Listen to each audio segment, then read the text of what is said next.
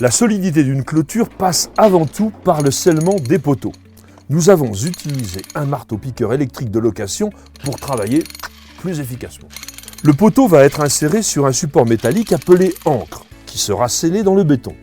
L'ancre mesure 60 cm de long, ce qui nécessite de réaliser un trou de cette profondeur. Nous avons tendu un cordeau sur l'alignement du terrain en restant bien dans l'axe des propriétés contiguës. Le cordeau sert également à matérialiser une ligne horizontale, point de repère capital pour le résultat final. La base du poteau est alors glissée en force dans le support métallique qui est alors fixé dans les emplacements prévus avec des vis en acier zingué, bichromaté et galvanisé.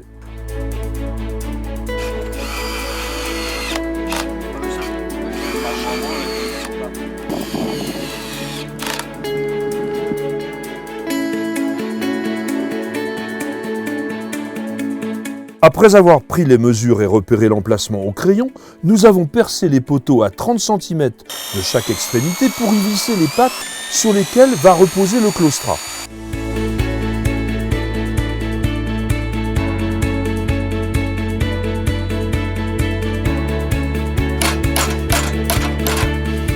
Ce dernier est solidement maintenu en haut et en bas avec 2 vis à chaque fois. La mise en place du premier poteau constitue la partie la plus délicate de la pose de la clôture.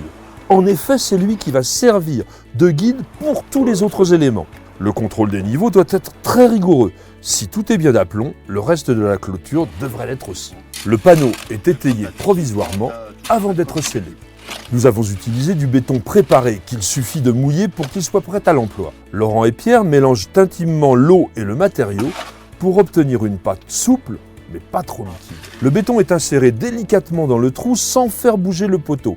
Notez la présence du cordeau qui donne l'indication de la bonne hauteur. La mise en place de blocs de briques ou de cailloux renforce le scellement et garantit une bonne tenue dans le temps.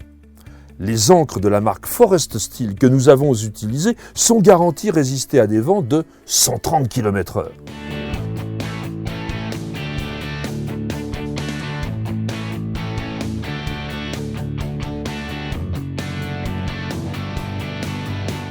Une dernière vérification du niveau et nous allons pouvoir passer au panneau suivant. Pour créer un motif élégant, nous avons choisi d'intercaler un panneau de 90 cm de large en treillis à mailles fines entre chaque grand claustrat occultant de 1,80 m. Le montage se succède ainsi de panneau en panneau, l'important étant de stabiliser l'ensemble bien de niveau, le temps que le béton durcisse et assure une solidité définitive. Cela demande 24 heures au moins. Les panneaux en pin que nous avons utilisés ont subi un traitement à cœur sous pression en autoclave. Ils sont spécifiés classe 3, ce qui leur assure une résistance aux alternances d'humidité et de sécheresse, à condition qu'ils ne soient pas en contact avec le sol. Nous avons complété le traitement du fabricant par l'application de 2 couches de lasure qui non seulement confèrent une finition colorée esthétique au bois, mais laissent le matériau respirer.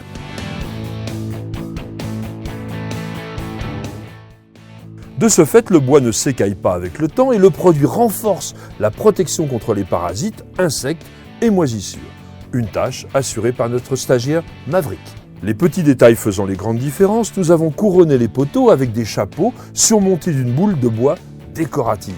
Chaque élément a été enduit de colle et soigneusement posé avant d'être définitivement vissé le lendemain. Sympa, non ?